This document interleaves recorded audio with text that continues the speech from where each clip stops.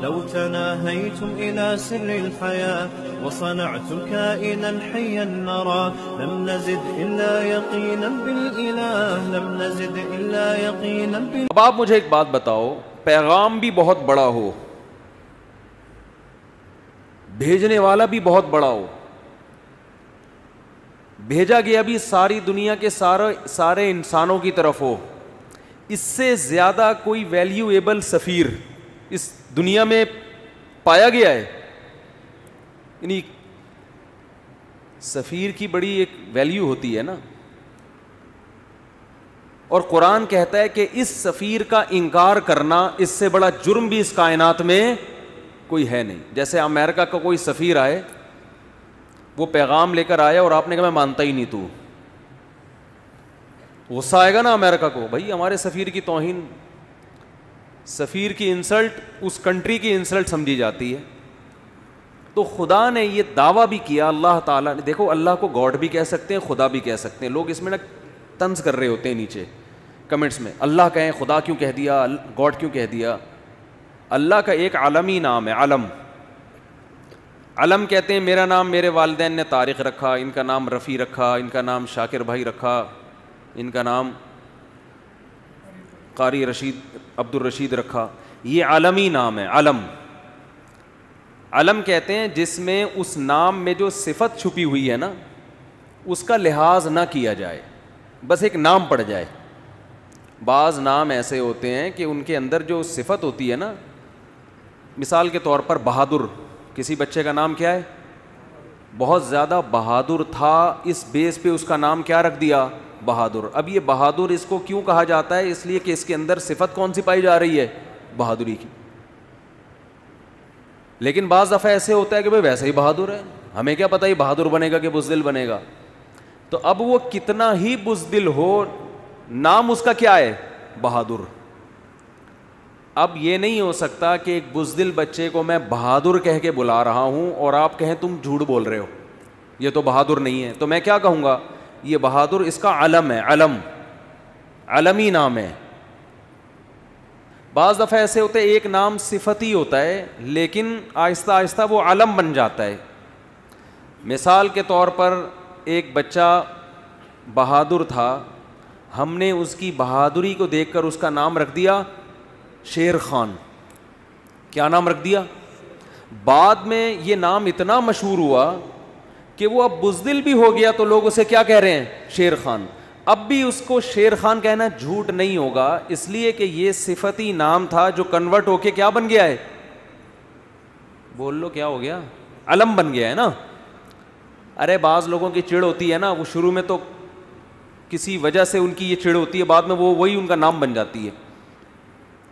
ملائی, ہمارے محلے میں صاحب رہا کرتے تھے, ملائی, گورے چھٹے تھے, لوگوں نے ان کو کیا کہنا شروع کر دیا, ملائی. سن نہ لیں گے بیان وہ.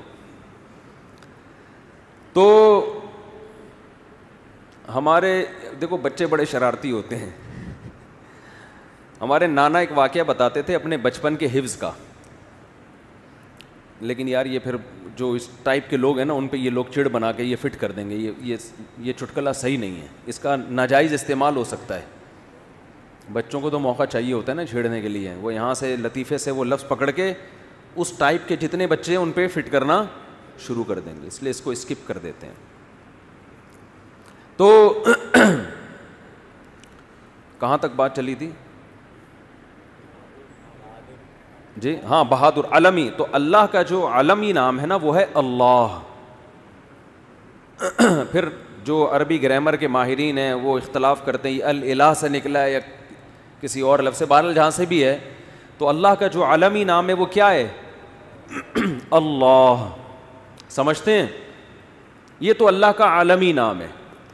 باقی صفاتی نام ہے, الرحمن, الرحیم, کریم, رؤوف, غفار, ستار, ذو انتقام, یہ سارے نام کیا ہیں, صبور, صبر کرنے والا, فوراً حلیم, انتقام نہیں لیتا نا, شکور, قدردان, یہ سارے کیا نام ہیں, بولتے کیوں نہیں, صفتی نام ہے. اللہ کے اندر یہ صفات پائی جاتی ہیں. تو صفتی نام کے لیے ضروری نہیں ہے کہ وہ عربی میں ہی ہو, وہ اردو میں بھی ہو سکتا ہے, انگلش میں بھی ہو سکتا ہے, فارسی میں بھی ہو سکتا ہے. سمجھتے ہیں؟ کسی بھی زبان میں اللہ کی کسی صفت کو ہائی لائٹ کیا جا سکتا ہے. ایک بات. دوسری بات یہ, لوگ یہ اعتراض کرتے ہیں کہ خدا اصل میں اس کا یہ مطلب تھا, فارسی کا یہ لفظ ہے اور وہ غلط مطلب تھا, تو آپ اس کو آج اللہ پہ فٹ کیوں کر رہے ہو؟ بھائی تھا, اب نہیں ہے. آپ خود ہی کہہ رہے ہیں کہ یہ مطلب, بعض الفاظ جب وضع کیے جاتے ہیں تو ان کا مطلب غلط ہوتا ہے, لیکن جب وہ کامن ہو جاتے ہیں نا, تو اب جو مطلب لوگ لے رہے ہیں وہی مطلب لیا جائے گا. یہ نہیں دیکھا جائے گا کہ جب یہ لفظ ایجاد ہوا تھا تو اس کا کیا مفہوم تھا. وہ تھا, اب نہیں ہے. بہت مشکل ہے, بہت مشکل ہے.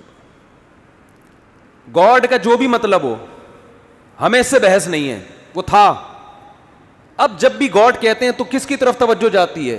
کائنات کو بنانے والا, کریٹر. بس خدا کو, معبود کو کہتے ہیں جس کی عبادت کی جائے, جو کائنات کو بنانے والا ہے. اب تھا واضح نہیں بحث کرنی, ہمیں جو مرضی تھا. وہ ٹائی کے بارے میں کہتے ہیں نا, یہ صلیب کا نشان تھا بھائی, اب نہیں ہے. جو تھا ہمیں کیا, اب اگر ہوتا تو ہم ٹائی کو حرام کہتے. ارے کوٹ ٹائی پہن کے جاتے ہیں نا لوگ, بچے اسکول جا رہے ہوتے ہیں, صاحب دفتر جا رہے ہوتے ہیں ٹائی پہن کے, تو اس پہ بعض حضرات یہ کہتے ہیں کہ تو کتابوں سے ثابت کرتے ہیں کہ یہ گورے نے صلیب کے طور, پہلے صلیب لٹکاتے تھے نا, تو صلیب ہوتے ہوتے ٹائی بن گئی. تو یہ اصل میں یوں تھا. مجھے نہیں پتا یہ تحقیق صحیح ہے یا نہیں ہے. جو چیزیں غیر ضروری ہوتی ہیں میں ان میں تحقیق کرتا ہی نہیں ہوں, میری عادت نہیں ہے. ٹائم بچاؤ بھائی, جو مفید کاموں میں ٹائم لگاؤ.